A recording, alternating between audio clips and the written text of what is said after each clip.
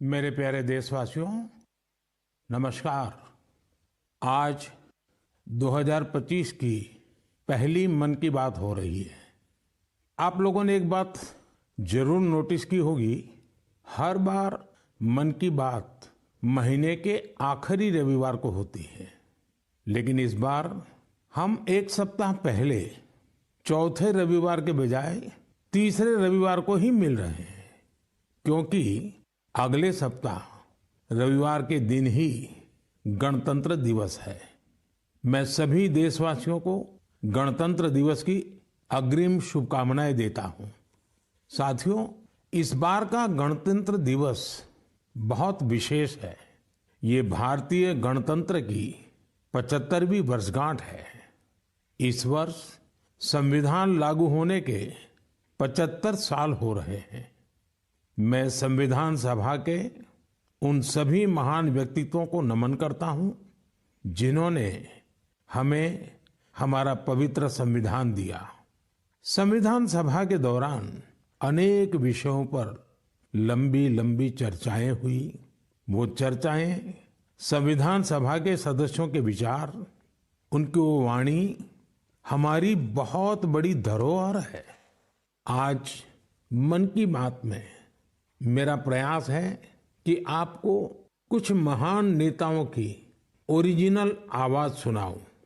साथियों, जब संविधान सभा ने अपना काम शुरू किया तो बाबा साहब आम्बेडकर ने परस्पर सहयोग को लेकर एक बहुत महत्वपूर्ण बात कही थी। उनका ये संबोधन इंग्लिश में है। मैं उसका एक अंश आपको सुनाता हूं। So far as the ultimate goal is concerned, I think none of us need have any apprehensions. None of us need have any doubt. But my fear, which I must express clearly, is this. Our difficulty, as I said, is not about the ultimate future. Our difficulty is how to make the heterogeneous mess that we have today take a decision in common and march in a cooperative way on that road which is bound to lead us to unity. Our difficulty is not with regard to the ultimate. Our difficulty is with regard to the beginning. साथियों, बाबा साहब इस बात पर जोर दे रहे थे कि संविधान सभा एक साथ एक मत हो और मिलकर सर्वहित के लिए काम करे। मैं आपको संविधान सभा की एक और ऑडियो क्लिप सुनाता हूं। ये ऑडियो डॉक्टर राजेंद्र प्रसाद जी का है, जो हमारी संविधान सभा के प्रमुख थे। आइए डॉक्टर राजेंद्र प्रसाद जी को सुनते हैं। हमारा इतिहास बताता है और हमारी संस्कृति सिखाती है कि हम शांति प्रिय हैं और रहें। हमारा साम्राज्य, हमारी फतेह दूसरे तरह की रही है। हमने दूसरों को जंजीरों से, चाहे वो लोहे की हो या सोने की, कभी नहीं बांधने की कोशिश की। हमने दूसरों को अपने साथ लोहे के जंजीर से भी ज्यादा मजबूत मगर सुंदर और सुखद रेशम के धागे से बांध रखा है, और वो बंधन धर्म का है, संस्कृति का है, ज्ञान का है। हम अब भी उसी रास्ते पर चलते रहेंगे और हमारी एक ही इच्छा और अभिलाषा है। वो अभिलाषा ये है कि हम संसार में सुख और शांति कायम करने में मदद पहुंचा सकें और संसार के हाथों में सत्य और अहिंसा वो अचूक हथियार दे सकें जिसने हमें आज आजादी तक पहुंचाया है। हमारी जिंदगी और संस्कृति में कुछ ऐसा है जिसने हमें समय के थपेड़ों के बावजूद जिंदा रहने की शक्ति दी है। अगर हम अपने आदर्शों को सामने रखे रहेंगे तो हम संसार की बड़ी सेवा कर पाएंगे। साथियों, डॉक्टर राजेंद्र प्रसाद जी ने मानवीय मूल्यों के प्रति देश की प्रतिबद्धता की बात कही थी। अब मैं आपको डॉक्टर श्यामा प्रसाद मुखर्जी की आवाज सुनाता हूं। उन्होंने अवसरों की समानता का विषय उठाया। डॉक्टर श्यामा प्रसाद मुखर्जी ने कहा था, I hope, sir, that we shall go ahead with our work in spite of all difficulties and thereby help to create that great India, which will be the motherland of not this community, for that, not this class of it, but of every person, man, woman, and child inhabiting in this great land, irrespective of race, caste, creed, or community. Everyone to have an equal opportunity so that he or she can develop himself and herself according to the best talent and serve the great common motherland of theirs. साथियों, मुझे उम्मीद है आपको भी संविधान सभा की debate से ये ओरिजिनल ऑडियो सुनकर अच्छा लगा होगा। हम देशवासी को इन विचारों से प्रेरणा लेकर ऐसे भारत के निर्माण के लिए काम करना है जिस पर हमारे संविधान निर्माताओं को भी गर्व हो। साथियों, गणतंत्र दिवस से एक दिन पहले 25 जनवरी को नेशनल वोटर्स डे है। ये दिन इसलिए अहम है क्योंकि इस दिन भारतीय निर्वाचन आयोग की स्थापना हुई थी। Election commission. हमारे संविधान निर्माताओं ने संविधान में हमारे चुनाव आयोग को लोकतंत्र में लोगों की भागीदारी को बहुत बड़ा स्थान दिया है। देश में जब 1951-52 में पहली बार चुनाव हुए तो कुछ लोगों को संशय था कि क्या देश का लोकतंत्र जीवित रहेगा, लेकिन हमारे लोकतंत्र ने सारी आशंकाओं को गलत साबित किया। आखिर भारत मदर ऑफ डेमोक्रेसी है। बीते दशकों में भी देश का लोकतंत्र सशक्त हुआ है, समृद्ध हुआ है। मैं चुनाव आयोग का भी धन्यवाद दूंगा जिसने समय समय पर हमारी मतदान प्रक्रिया को आधुनिक बनाया है, मजबूत किया है। आयोग ने जनशक्ति को और शक्ति देने के लिए तकनीकी शक्ति का उपयोग किया। मैं चुनाव आयोग को निष्पक्ष चुनाव के उनके कमिटमेंट के लिए बधाई देता हूं। मैं देशवासियों से कहूंगा कि वो ज्यादा से ज्यादा संख्या में अपने मत के अधिकार का उपयोग करें, हमेशा करें और देश के डेमोक्रेटिक प्रोसेस का हिस्सा भी बने और इस प्रोसेस को सशक्त भी करें। मेरे प्यारे देशवासियों, प्रयागराज में महाकुंभ का श्री गणेश हो चुका है। चिरस्मरणीय जन सैलाब, अकल्पनीय दृश्य और समता समरसता का असाधारण संगम। इस बार कुंभ में कई दिव्य योग भी बन रहे हैं। कुंभ का ये उत्सव विविधता में एकता का उत्सव मनाता है। संगम की रेती पर पूरे भारत के, पूरे विश्व के लोग जुड़ते हैं। हजारों वर्षों से चली आ रही इस परंपरा में कहीं भी कोई भेदभाव नहीं, जातिवाद नहीं। इसमें भारत के दक्षिण से लोग आते हैं, भारत के पूर्व और पश्चिम से लोग आते हैं। कुंभ में गरीब अमीर सब एक हो जाते हैं। सब लोग संगम में डुबकी लगाते हैं, एक साथ भंडारों में भोजन करते हैं, प्रसाद लेते हैं। तभी तो कुंभ एकता का महाकुंभ है। कुंभ का आयोजन हमें ये भी बताता है कि कैसे हमारी परंपराएं पूरे भारत को एक सूत्र में बांधती हैं। उत्तर से दक्षिण तक मान्यताओं को मानने के तरीके एक जैसे ही है। एक तरफ प्रयागराज, उज्जैन, नासिक और हरिद्वार में कुंभ का आयोजन होता है, वैसे ही दक्षिण भूभाग में गोदावरी, कृष्णा, नर्मदा और कावेरी नदी के तटों पर पुष्करम होते हैं। ये दोनों ही पर्व हमारी पवित्र नदियों से, उनकी मान्यताओं से जुड़े हुए हैं। इसी तरह कुंभकोणम से तिरुक्कड़ियूर, कुड़वासल से तिरुचेरै अनेक ऐसे मंदिर हैं जिनकी परंपराएं कुंभ से जुड़ी हुई हैं। साथियों, इस बार आप सब ने देखा होगा कि कुंभ में युवाओं की भागीदारी बहुत व्यापक रूप में नजर आती है। और ये भी सच है कि जब युवा पीढ़ी अपनी सभ्यता के साथ गर्व के साथ जुड़ जाती है तो उसकी जड़ें और मजबूत होती हैं और तब उसका स्वर्णिम भविष्य भी सुनिश्चित हो जाता है। हम इस बार कुंभ के डिजिटल फुटप्रिंट्स भी इतने बड़े स्केल पर देख रहे हैं। कुंभ की ये वैश्विक लोकप्रियता हर भारतीय के लिए गर्व की बात है। साथियों, कुछ दिन पहले ही पश्चिम बंगाल में गंगा सागर मेले का भी विहंगम आयोजन हुआ है। संक्रांति के पावन अवसर पर इस मेले में पूरी दुनिया से आए लाखों श्रद्धालुओं ने डुबकी लगाई है।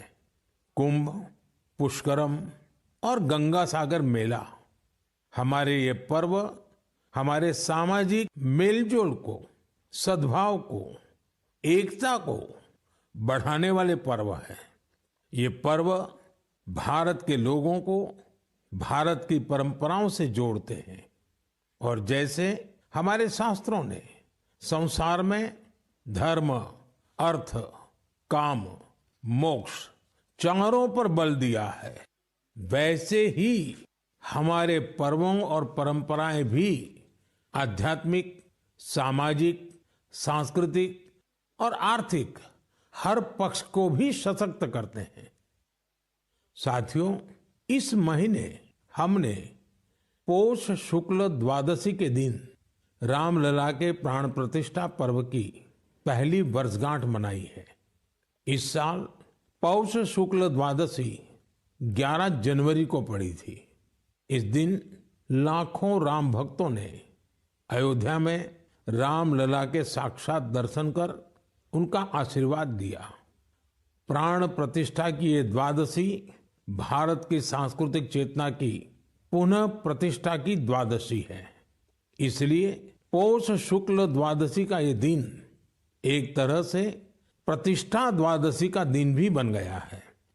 हमें विकास के रास्ते पर चलते हुए ऐसे ही अपनी विरासत को भी सहेजना है, उनसे प्रेरणा लेते हुए आगे बढ़ना है। मेरे प्यारे देशवासियों, 2025 की शुरुआत में ही भारत ने अंतरिक्ष के क्षेत्र में कई ऐतिहासिक उपलब्धियां हासिल की हैं। आज मुझे ये बताते हुए गर्व है कि एक भारतीय स्पेस टेक स्टार्टअप बेंगलुरु के पिक्सेल ने भारत का पहला निजी सैटेलाइट कॉन्स्टेलेशन फायरफ्लाई सफलतापूर्वक लॉन्च किया है। यह सैटेलाइट कॉन्स्टेलेशन दुनिया का सबसे high resolution hyper spectral satellite constellation है। इस उपलब्धि ने न केवल भारत को आधुनिक स्पेस टेक्नोलॉजी में अग्रणी बनाया है, बल्कि यह आत्मनिर्भर भारत की दिशा में भी एक बड़ा कदम है। ये सफलता हमारे निजी स्पेस सेक्टर की बढ़ती ताकत और इनोवेशन का प्रतीक है। मैं इस उपलब्धि के लिए पिक्सेल की टीम, इसरो और इन स्पेस को पूरे देश की ओर से बधाई देता हूं। साथियों, कुछ दिन पहले हमारे वैज्ञानिकों ने स्पेस सेक्टर में ही एक और बड़ी उपलब्धि हासिल की। हमारे साइंटिस्ट ने सैटेलाइट्स की स्पेस डॉकिंग कराई है। जब अंतरिक्ष में 2 स्पेस क्राफ्ट कनेक्ट किए जाते हैं तो इस प्रक्रिया को स्पेस डॉकिंग कहते हैं। यह तकनीक अंतरिक्ष में स्पेस स्टेशन तक सप्लाई भेजने और क्रू मिशन के लिए अहम है। भारत ऐसा चौथा देश बना है जिसने ये सफलता हासिल की है। साथियों, हमारे वैज्ञानिक अंतरिक्ष में पौधे उगाने और उन्हें जीवित रखने के प्रयास भी कर रहे हैं। इसके लिए इसरो के वैज्ञानिकों ने लोबिया के बीज को चुना। 30 दिसंबर को भेजे गए ये बीज अंतरिक्ष में ही अंकुरित हुए। ये एक बेहद प्रेरणादायक प्रयोग है जो भविष्य में स्पेस में सब्जियों उगाने का रास्ता खोलेगा। ये दिखाता है कि हमारे वैज्ञानिक कितनी दूर की सोच के साथ काम कर रहे हैं। साथियों, मैं आपको एक और प्रेरणादायक पहल के बारे में बताना चाहता हूं। आईआईटी मद्रास का एक्सटेम केंद्र अंतरिक्ष में मैन्युफैक्चरिंग के लिए नई तकनीकों पर काम कर रहा है। ये केंद्र अंतरिक्ष में 3D printed buildings, metal forms और ऑप्टिकल फाइबर जैसे तकनीकों पर रिसर्च कर रहा है। ये सेंटर बिना पानी के कंक्रीट निर्माण जैसी क्रांतिकारी विधियों को भी विकसित कर रहा है। एक्सटेम की ये रिसर्च भारत के गगनयान मिशन और भविष्य के स्पेस स्टेशन को मजबूती देगी। इससे मैन्युफैक्चरिंग में आधुनिक टेक्नोलॉजी के भी नए रास्ते खुलेंगे। साथियों, ये सभी उपलब्धियां इस बात का प्रमाण है कि भारत के वैज्ञानिक और इनोवेटर्स भविष्य की चुनौतियों का समाधान देने के लिए कितने विजनरी हैं। हमारा देश आज स्पेस टेक्नोलॉजी में नए कीर्तिमान स्थापित कर रहा है।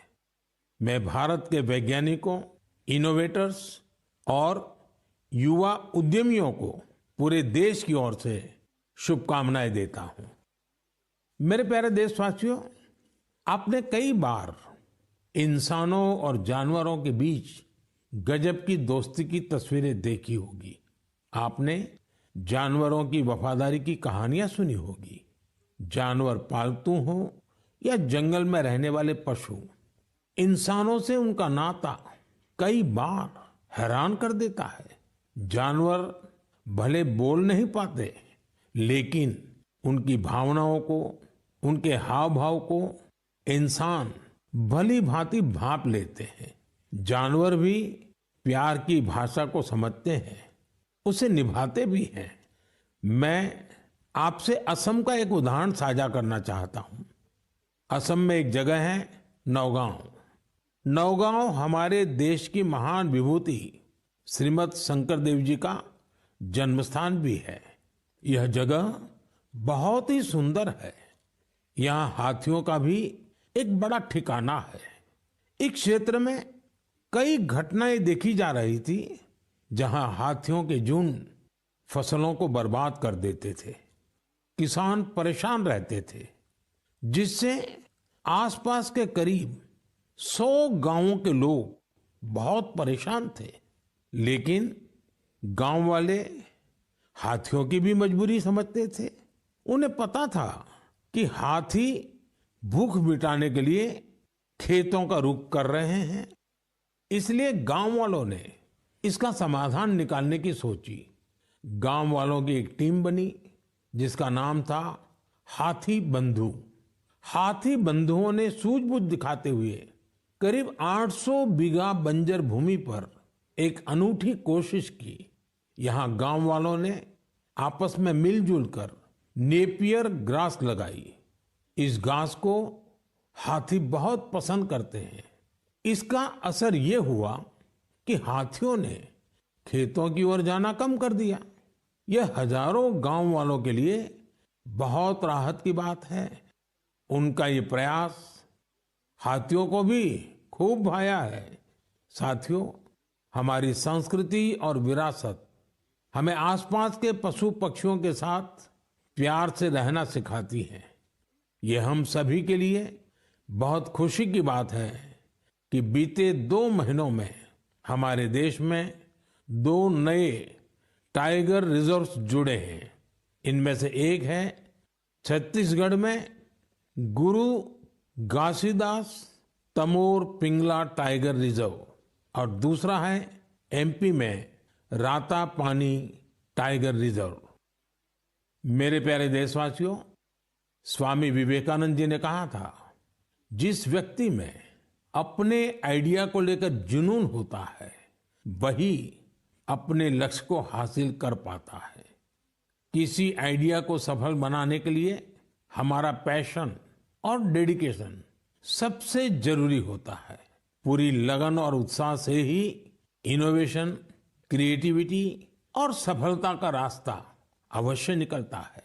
कुछ दिन पहले ही स्वामी विवेकानंद जी की जयंती पर मुझे विकसित भारत यंग लीडर्स डायलॉग का हिस्सा बनने का सौभाग्य मिला।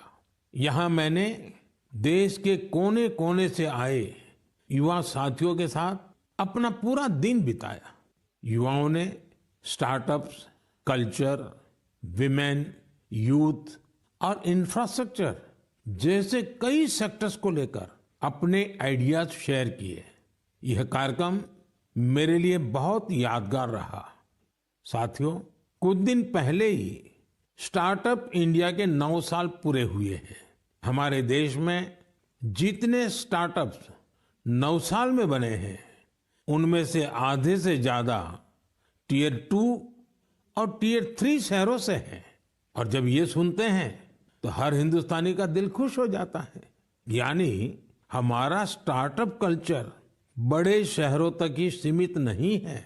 और आपको यह जानकर हैरानी होगी कि छोटे शहरों के स्टार्टअप्स में आधे से ज्यादा का नेतृत्व हमारी बेटियां कर रही हैं। जब यह सुनने को मिलता है कि अंबाला, हिसार, कांगड़ा, चेंगलपट्टू, बिलासपुर, ग्वालियर और वाशिम जैसे शहर स्टार्टअप्स के सेंटर बन रहे हैं तो मन आनंद से भर जाता है। नागालैंड जैसे राज्य में पिछले साल स्टार्टअप्स के रजिस्ट्रेशन में 200% से अधिक की वृद्धि हुई है। Waste management, non renewable energy, biotechnology और लॉजिस्टिक्स ऐसे सेक्टर हैं जिनसे जुड़े स्टार्टअप सबसे ज्यादा देखे जा रहे हैं। ये कन्वेंशनल सेक्टर्स नहीं है, लेकिन हमारे युवा साथी भी तो कन्वेंशनल से आगे की सोच रखते हैं, इसलिए उन्हें सफलता भी मिल रही है। साथियों, 10 साल पहले जब कोई स्टार्टअप के क्षेत्र में जाने की बात करता था तो उसे तरह तरह के ताने सुनने को मिलते थे। कोई ये पूछता था कि आखिर स्टार्टअप होता क्या है, तो कोई कहता था कि इसे कुछ होने वाला नहीं है। लेकिन अब देखिए, 1 दशक में कितना बड़ा बदलाव आ गया। आप भी भारत में बन रहे नए अवसरों का भरपूर लाभ उठाएं। अगर आप खुद पर विश्वास रखेंगे तो आपके सपनों को भी नई उड़ान मिलेगी। मेरे प्यारे देशवासियों, नेक नियत से निस्वार्थ भावना के साथ किए गए कामों की चर्चा दूर सुदूर पहुंच ही जाती है। और हमारा मन की बात तो इसका बहुत बड़ा प्लेटफॉर्म है। हमारे इतने विशाल देश में दूर दराज भी अगर कोई अच्छा काम कर रहा होता है, कर्तव्य भावना को सर्वोपरि रखता है, तो उसके प्रयासों को सामने लाने का ये बेहतरीन मंच है। अरुणाचल प्रदेश में दीपक नाबाम जी ने सेवा की अनूठी मिसाल पेश की है। दीपक जी यहाँ लिविंग होम चलाते हैं, जहाँ मानसिक रूप से बीमार, शरीर से असमर्थ लोगों और बुजुर्गों की सेवा की जाती है। यहाँ पर ड्रग्स की लत के शिकार लोगों की देखभाल की जाती है। दीपक नाबाम जी ने बिना किसी सहायता के समाज के वंचित लोगों, हिंसा पीड़ित परिवारों और बेघर लोगों को सहारा देने का अभियान शुरू किया।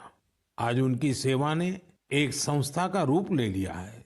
उनकी संस्था को कई अवार्ड से भी सम्मानित किया गया है। लक्षद्वीप के कवरत्ती द्वीप पर नर्स के रूप में काम करने वाली के हिडुम्बी जी, उनका काम भी बहुत प्रेरित करने वाला है।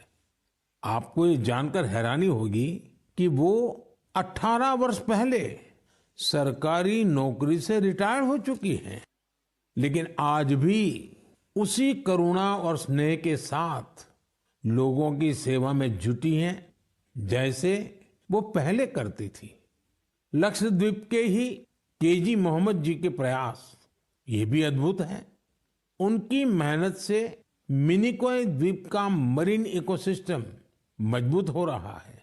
उन्होंने पर्यावरण के प्रति लोगों को जागरूक करने के लिए कई गीत लिखे हैं। उन्हें लक्षद्वीप साहित्य कला अकादमी की तरफ से बेस्ट फोक सॉन्ग अवार्ड भी मिल चुका है। केजी मोहम्मद रिटायरमेंट के बाद वहां के म्यूजियम के साथ जुड़कर भी काम कर रहे हैं। साथियों, एक और बड़ी अच्छी खबर अंडमान और निकोबार द्वीप समूह से भी है। निकोबार जिले में वर्जिन कोकोनट ऑयल को हाल ही में जीआई टैग मिला है। वर्जिन कोकोनट ऑयल, उसको जीआई टैग के बाद एक और नई पहल हुई है। इस ऑयल के उत्पादन से जुड़ी महिलाओं को संगठित कर सेल्फ हेल्प ग्रुप बनाए जा रहे हैं। उन्हें मार्केटिंग और ब्रांडिंग की स्पेशल ट्रेनिंग भी दी जा रही है। ये हमारे आदिवासी समुदायों को आर्थिक रूप से सशक्त बनाने की दिशा में एक बड़ा कदम है।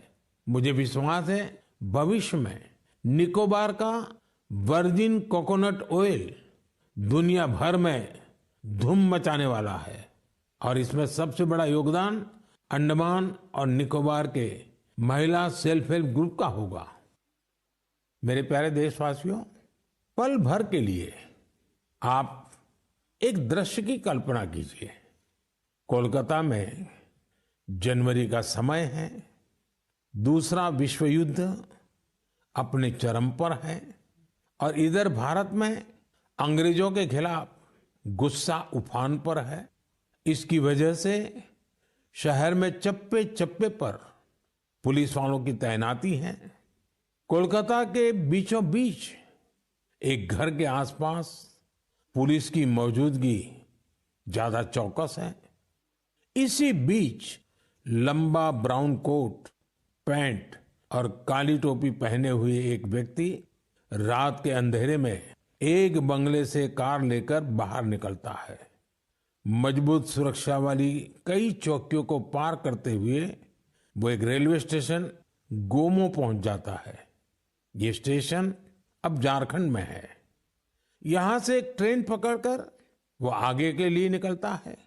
इसके बाद अफगानिस्तान होते हुए वो यूरोप जा पहुंचता है और यह सब अंग्रेजी हुकूमत के अवैध किलेबंदी के बावजूद होता है।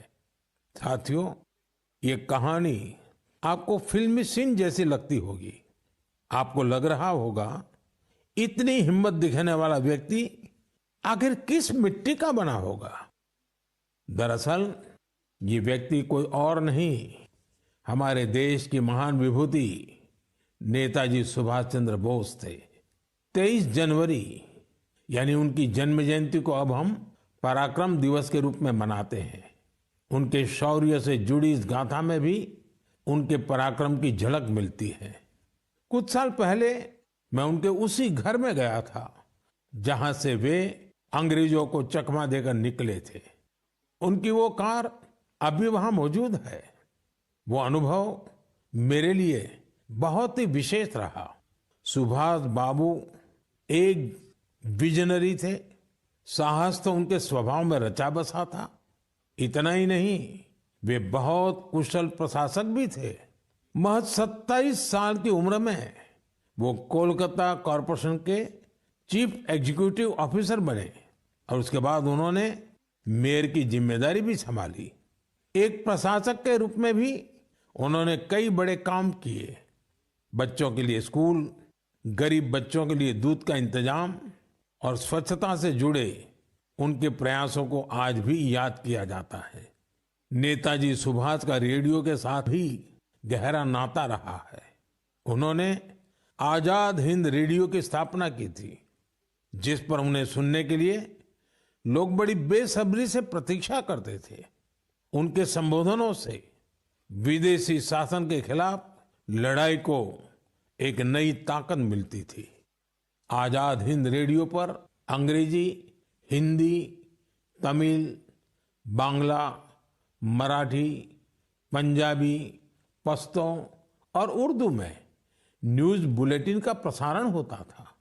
मैं नेताजी सुभाष चंद्र बोस को नमन करता हूं।